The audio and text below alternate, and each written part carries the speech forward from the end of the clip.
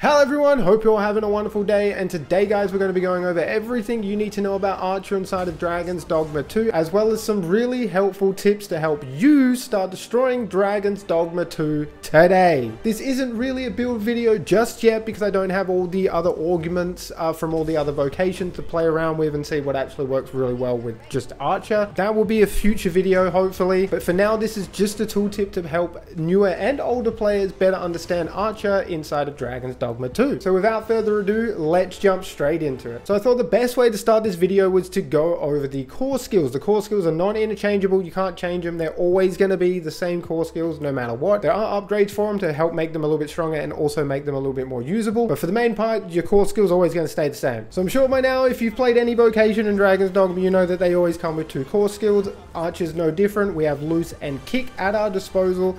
And Loose and Kick are pretty good. They're mainly going to be filler moves that you will use while you're waiting for stamina to recharge, because they do not cost any stamina to use. That is the main resource we are spending when we're using any weapon skills inside of Dragon's Dogma. So we'll start off with the Kick because the Kick's really easy to explain. You will upgrade it into Leaping Punt, and this is where Kick starts to become a massive dopamine move. You run up to the enemies, you now jump and kick them, you will go flying back, giving yourself more distance, and you can actually follow this up with a shot if you upgrade it further. This is a very awesome move to pull off. It's obviously very handy to use when the enemies are kind of getting in your face. You can just kind of like pole vault off them, hit them with the shot, and now you've got distance, and now you can unload a lot of those weapon skill moves. Now Loose is a little bit different. The game isn't going to tell you this, but if you do use dash and loose together, you will do like a slide dodge, and then you'll follow up with like an arrow shot. This can be very handy for dodging enemies' attacks. Obviously you cannot dodge in Dragon's Dogma, you kind of gotta like run around the enemy. Being able to have a dodge inbuilt to Loose when you are dashing, very handy. So definitely do not sleep on the Loose paired up with dash. I feel like having that slide dodge, you can go through enemies' legs, you can go under their attacks. It is really handy, and it feels good when you use it to dodge an attack. You can also upgrade and get Puncture Dart. Puncture Dart's okay when you're aiming in with Steady Shot. You hold down the right stick. Not sure what it is on mouse and keyboard, but when you are aiming in with Steady Shot, you hold down the right stick and you kind of get this like really tight like shot, and the crosshairs going like crazy all over the place. This does do a bit of damage. If you hit enemy in their vitals, it's going to do big damage. I just wouldn't prioritize using this. It's a nice, again, filler shot to use, because I'm pretty sure this doesn't use stamina because it is just a steady shot using an upgrade. But it is still a very fun move to try and land this in enemies' vitals, because it does actually do pretty decent damage. Now I would highly recommend getting familiar with the core skills in Archer, because they kind of are the bread and butter. You can use it to move around the battlefield really easy, especially with that dodge, kicking off enemies, getting distant, all that kind of good jazz. So I feel like learning the core skills and getting familiar with them is definitely going to make Archer a hell of a lot more enjoyable to play. Now just one thing before we do get into the weapon skills, I thought I better mention this before I bloody forget it. This is one thing I do not see anyone mention when they talk about Archer, is you do need to aim in with your weapon skills to get the most amount out of Archer. If you're not aiming in, you're not going to be doing the maximum amount of damage that you can be doing.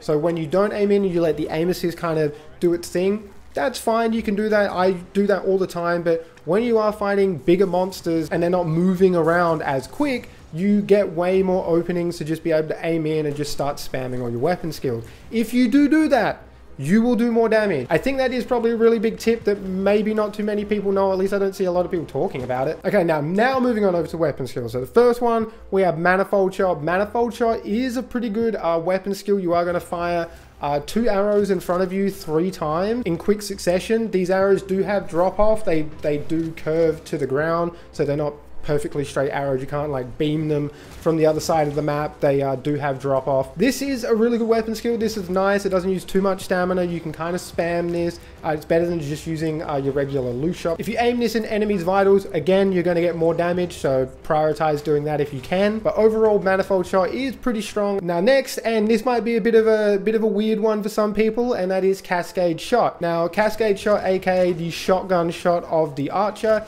is a bit of a weird one. You shoot horizontally and you shoot 3 arrows at a time, and these arrows will spread the further away the target is. That's why it gets called the shotgun shot, because the closer you are, the more chance you're going to have of all 3 of those arrows actually hitting the target. So again, if you aim in and you're directly in front of the boss's or the big monster's head and you're firing Cascade Shot, you do big damage. It does really big damage. It's really easy to get all 3 of those arrows to hit the head. You can take a ring that increases your damage the closer you are to enemies with a bow. Put those 2 together and you really do see some big damage from Cascade Shot. Next up we have Tempest Shot, aka the machine gun bow skill.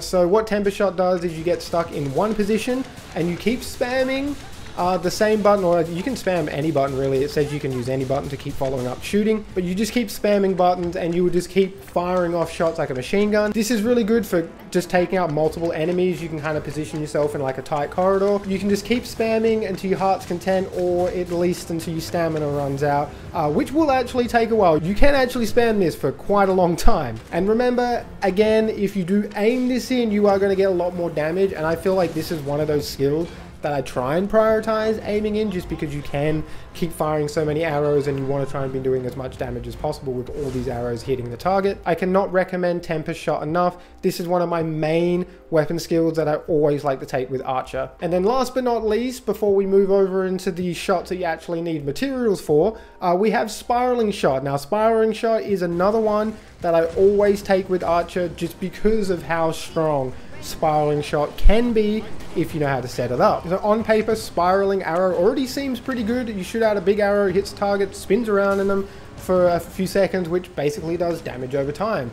You can kind of get a few of these off as well in quick succession without burning through too much of your stamina, which is really good. But the main way you want to actually use Spiraling Arrow is if your weapon is imbued with an element. If you got fire, lightning, or ice on your weapon and you use Spiraling Arrow on a big monster, you're going to notice the status effects applying a hell of a lot more. Not to say that you can't just use Spiraling Arrow on its own, but when this thing is imbued with an element, it definitely rocks a lot harder. Alright, now for the last 4 shots, we have Erupting Shot, Incendiary Shot, the Dousing Shot, and also the Blightful Shot. Now all 4 of these shots basically do the same thing.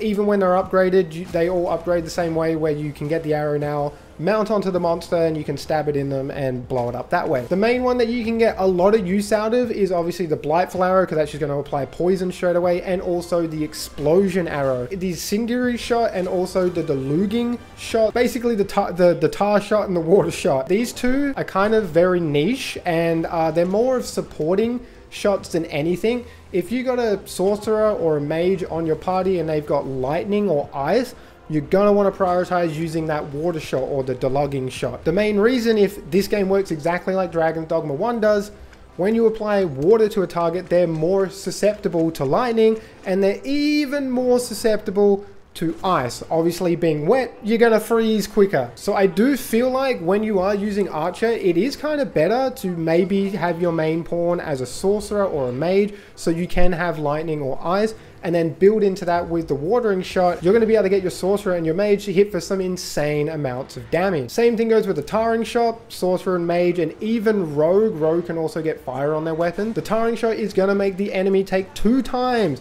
the amount of fire damage if they get lit on fire, and they're going to be able to get lit on fire quicker because they're doused in friggin' oil / tar. So Tarring Shot is really good if your whole party is using a lot of fire, and Water Shot is really good if you're using a lot of ice and lightning. If you are just running with a full melee team, then you're probably better off using Exploding Arrow and the Blightful Arrow. I really do like the Water Arrow, the Deluging Arrow, and also to remember, the enemies are doused in water, so they're going to be resistant to fire a little bit now. So if you are running fire, do not use the water shots, obviously. So that's basically it for the skills, but we're not done.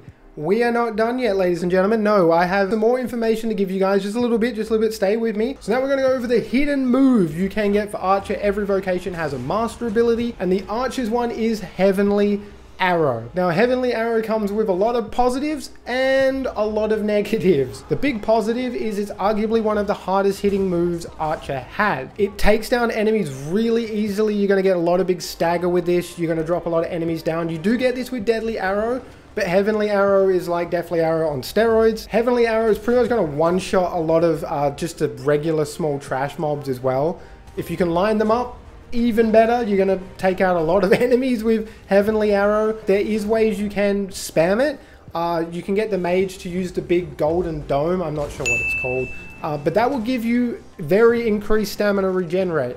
So when you're using Deathly Arrow, you won't run out of stamina if the big golden dome bubble thing is up. So if you are wanting to use Heavenly Arrow, I would highly recommend taking a mage. Again, I'm probably going to pop it up on screen so you guys know what the ability is. But the big golden dome that the mage does will give you increased stamina regen, and you can use more than one Heavenly Arrow at a time before you enter cardiac arrest. I just realized it's Heavenly Shot. I've been calling it Heavenly Arrow. Why do they have to call things shot and arrow? That just confused the fuck out of me. Heavenly Shot, you get the point anyway, okay? Now I bet you there's probably a lot of people like scratching their head right now like, Heavenly Arrow? I have not seen Heavenly Arrow. Where do I get Heavenly Arrow? Well, when you do get to Vermund for the first time, the weapon shop there, directly across from the weapon shop, there's going to be an Elven Archer just standing there. He's going to have a whole quest line, a whole B story, which takes you all the way to the Elven Village. The Elven Village is really good to try and get to early game. It has a really good shop there that sells really good weapons for Archer, Sorcerer, Mage, and also Magic Archer. Upon completing the Elven guy's questline, you do get rewarded with a bow, and when talking to his father, which you will get to meet him in the questline as well, it's very hard to miss him. He is the one that is going to give you Heavenly Arrows. Now this guy is going to acknowledge your amazing skills in archery, and he's going to give you the Heavenly Arrow scroll. You just use it. If you have the Archer vocation, boom, there it is, you've unlocked the mastery skill. And like I said, do not sleep on the Elven Village either, because it has really good armor and really good weapons at that weapon vendor. It is pretty easy to navigate through the menus, even though everything's in Elven, but if you do want to make it easier for yourself, get an Elven pawn and they will be able to translate all of the gibberish so you can understand what the F they're bloody saying. And I think that's it for the video, guys.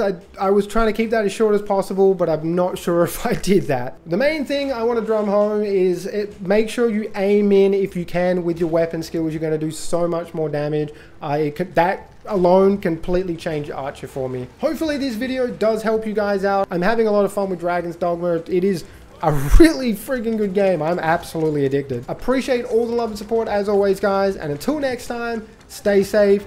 Peace out.